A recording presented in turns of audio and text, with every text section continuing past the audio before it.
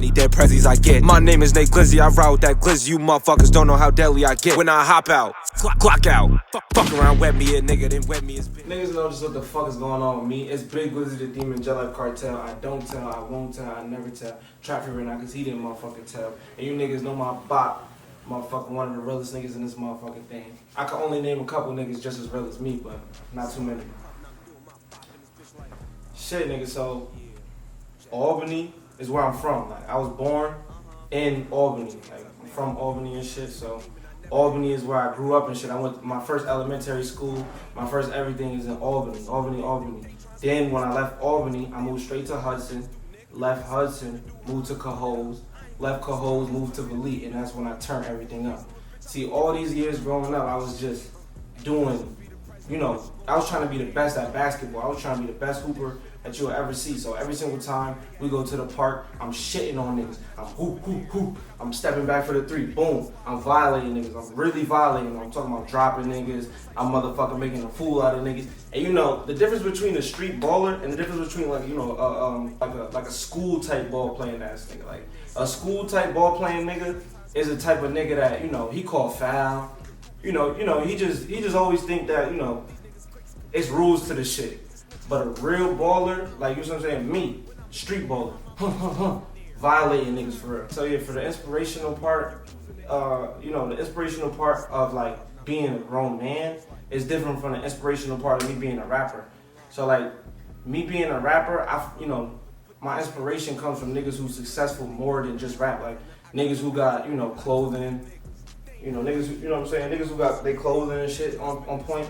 Niggas who got their businesses, their investments and all that shit on point. I like, you know, niggas that are making millions. Yeah. Now, not even from rap type shit. Yeah. You start off rapping and you take it and you run with it. You do movies, you do this, you do that. I like Boosie. I like niggas like that who's just inspirational as far as like success as a black man. Cause you know, it's difficult for us black niggas. We don't got generational wealth from my dukes and from our pops and all this shit. We don't really get that. Unless we do, you know what I'm saying? Certain families got it, certain families don't. You know, so inspirational as far as music, I like, you know, real success. You know what I'm saying? For real. But shit, nigga, when I started making music, that was like 2016. I can say 2016 and shit. I got notes and shit. I got notes in my phone from back then. 2016, I was writing. You know, what really made me want to rap is cause me and my son Kai Herbo. See, a couple niggas know Kai Herbo, a couple niggas don't know Kai Herbo. You know what I'm saying? So my son Kai Herbo, me and that nigga, we started off rapping in the crib, at my crib. We started freestyling, you know, we was nice with this shit, freestyling, you know, motherfucking recording on the phone and shit. So that's where we started at and shit. And then I remember that's the time when I was going through all my bullshit. I was getting locked up back to back, getting locked up. And one time I remember I came home and Kai Herbo had music out. So I'm like, nigga, you found a studio? Like, nigga, where the fuck you went? And then when I came home, he had a song with these Troy niggas. He had a song with this nigga Hundo and some other nigga named Mitchie. So he had a song with these two niggas and shit, and it was some heat. It, you know, on SoundCloud, they threw it out there and shit. So when I heard that shit, I was like, yeah, this is some heat. You know what I'm saying? So, you know, that's when he introduced me to the real Stu. So we was just bullshitting. And then when I got locked up, he took it serious and he was going dumb. And when I came home, I just heard the music and I was super proud of the bro. Cause I'm like, damn nigga, we didn't even have a place to go to record this shit professionally. We was in the house with this shit. So, you know, he introduced me to the studio and shit. And then once I got to the studio and shit, I just took off from there with the shit. How long you was getting locked up for? Shit, I was getting locked up a week at a time, 2 weeks, a month. It's because I was seeing the judge frequently. Look, I'll tell you the story. You could throw this in there too. So, you know, so I had caught a charge. It was a bad charge of me going in the nigga crib and on that nigga. You feel what I'm saying? I was violating for real. So me and my niggas, so we was violating and shit. And then that nigga went and called the police and shit. You know, 12 ass niggas. That's why I don't like all that shit, bro. Like if I'm gonna beef with you, I gotta beef with some real niggas. Like, you know what I'm saying? I can't beef with some flays, lame niggas and just police 12, 911, ass niggas. I don't fuck with that. And you know, they was threatening me with a year. They was giving me 1 year Like, cause that was the last year of my juvenile life. Until I was 17, 18 type shit. Yeah. So, my case qualified for me to do 1 year, nigga. So, instead of me doing a year, they said, oh yeah, you can do this year, you can just take the year, or you can do this court program where we, see you every week. So I'm like, alright, the court program don't seem too bad and shit. And it's like, you can't be under the influence of marijuana. This is back when the shit was illegal and shit. So, you can't be under the influence of marijuana because you on probation. I was heavy on probation, heavy on court every day. Every week every week I was going to court, pissing in the cup and all of this shit. You know what I'm saying? They was trying to get my levels down, so of the marijuana. So, so all throughout that whole time, I was never stopping smoking my Za. Niggas know I smoke Za.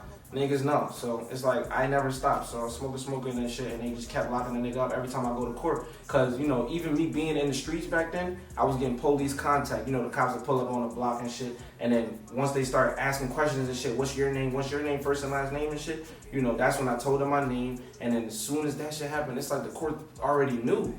It's like the police contact. As soon as I get police contact, they already knew. So when I go back to court, they lock a nigga up. They be like, you're going out this door. I walk in through the front door and leave out the side door. Like this, shackles down low. You feel what I'm saying? Like, it was shit like that I had to deal with at an early age and shit. So it's like, that shit right there made me, they kept hanging the 1 year shit over my head. I'm like, I'm already in the program, but they like, yeah, but if you keep fucking up, we still gonna give you the year.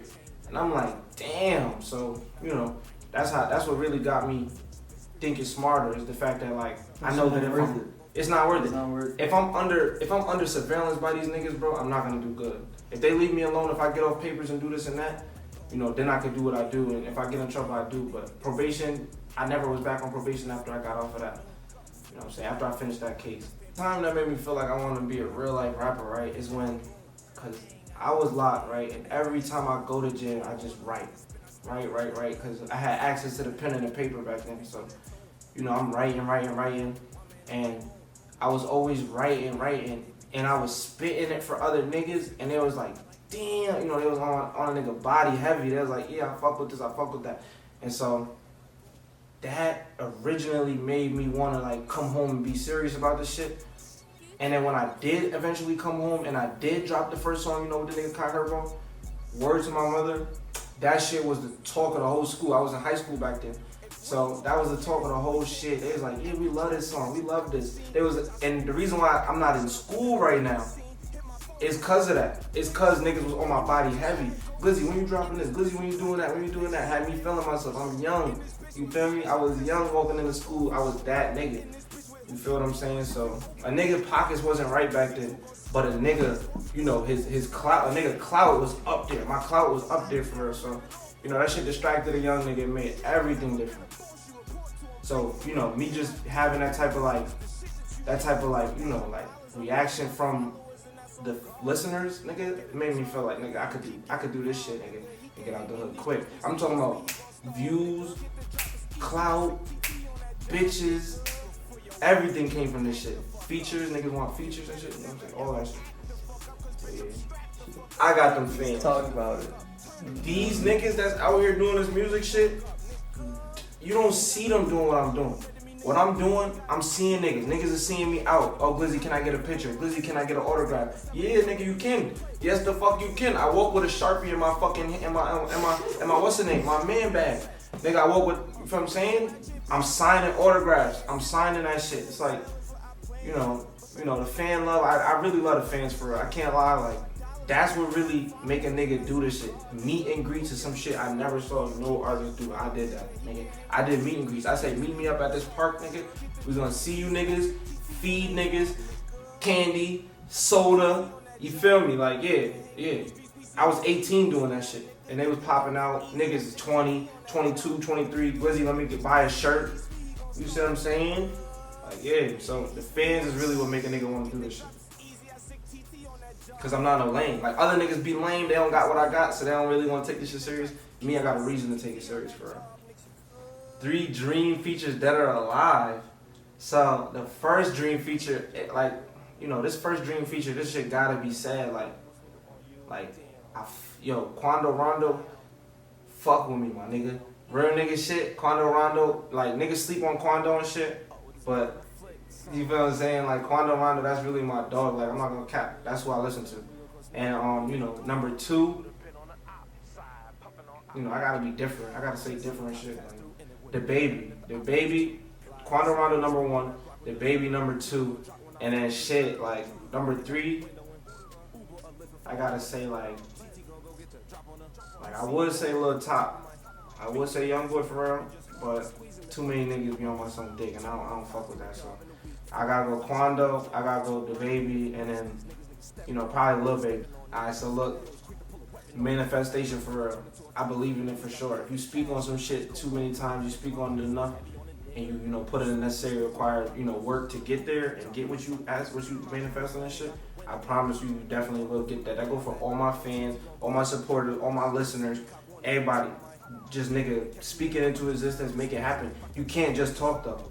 Yeah, you can't make it off of just, but you know, doing shit is gonna get you where you gotta be at. Right now, where we at right now, this is my crib.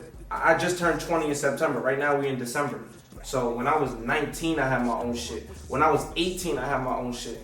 A different crib. I have my own shit. But this white wall crib that you see we in right now with this, this my shit. So, you know, I always thought like, oh, I need to get a crib. I can't, you feel what I'm saying? I can't, living with my dukes, nigga, you can't do shit. You can't do certain shit, you feel what I'm saying? I got little ones running around the crib. You can't smoke no Zah in the crib. You can't bring no hoes in the crib. You can't bring the bros in the crib. You can't be loud in the crib after dark when my dudes are trying to sleep because she the one providing for the, you feel me? She providing for the roof over the head, the food on the table, everything. So my dudes gotta have respect. You gotta respect my dudes, you gotta respect this and that. And like, I'm a disrespectful nigga, so shit. I couldn't really do, you know what I'm saying? So having my own shit where I could scream and loud and get loud and yell and suck my dick all loud and shit. You feel what I'm saying? I could do anything. Wake up, motherfucker, sleep whenever I feel like it.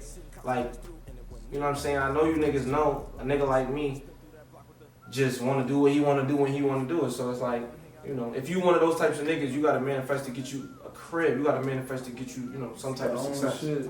Nigga, having your own shit, if you know, It's freedom. It's freedom. Nigga, I can sleep in my bed, or I can sleep on top of the fridge. Or I can sleep on the floor right here. I can sleep on the couch. I can sleep, nigga, on the balcony. I can sleep anywhere. I can do anything. This my shit. This my shit. That's her crib. This my crib. Yeah, nigga. So for the 518, we got some hard-working cameramen and shit. Like you see, Rami is a hard-working cameraman. He'll stay on top of the artist and make sure that niggas, you know, is knowing that he wants to work. Like certain cameramen be dubbing niggas, certain cameramen be flazing, you know what I'm saying? So that goes for cameramen. But the 518's clothing brands, y'all niggas need more stock, cause I'm trying to cop up and shit, and it's difficult for a nigga to even get some drip. You know what I'm saying? So gotta go to make my own shit. But I'm trying to fuck with y'all, 518, like right? So the artists, I'm seeing artists doing just cornball shit. I'm seeing niggas buy views and shit. You got these, I'm seeing niggas buying views and buying likes and buying this and shit. That shit is like, y'all niggas is making it difficult for the real viewers and the supporters and the fans to know who's really lit and who not. Y'all faking this shit. Y'all trying to be what y'all not and shit. And it's just like, damn, nigga, like, for a nigga like me that's organic and shit, y'all gonna see me organically grow. Nothing's paid for, nothing is, you feel what I'm saying? For the organic niggas, I fuck with it. I like to see niggas organically grow. See, I haven't really seen no niggas really do what I did. So as far as the underrated part, niggas know where I stand at in this shit. Like, niggas know. But it's just the fact that a nigga like me, I don't drop enough. I don't really, cause I feel like I wanna, if I'm gonna drop some music, I don't work too crazy hard. I want niggas to hear me. Feel me? Like, I see niggas in this bitch, they get, 200 views in fucking a month. 700 views in a month, 800, 1,000 in a month, 2 months. That's not me, you feel what I'm saying? But, you know, just staying consistent and shit will be what I need to do because, like, you know, I don't want to be like these niggas. But, so an outcast, I'm glad to be that nigga. That's like being hated. Like, that's like being the most hated. They still know you. They still listen to you. The main reason is behind this because I don't dick ride. So I stay in my own lane. You're going to hear the music regardless. You're going to see it regardless. You know what I'm saying? I don't want to be a part of these niggas. If I go fuck with these niggas not gonna fuck with me for that. If I go fuck with these niggas not gonna fuck with me for that. These niggas, same shit. I don't fuck with none of y'all niggas. You know that. My favorite song? Yeah, or you know what I mean, or yeah. My favorite song gotta be I Love Them All. I like Baby on Board. That's some shit that I can listen to every day. Baby on Board. You think you could name like one of the hardest verses you wrote to shit? I didn't name it yet, but it's like if the cops ever try to ask me about guns on the set, it's none of my business from death. So that's a hit again. But this one shit that I just put out is I Trap. I'm gonna get rich off of that. Run up that money on rap or run up that money on crack. Let's go. The Glizzy was on me whenever, if ever you see me, just know I don't lack.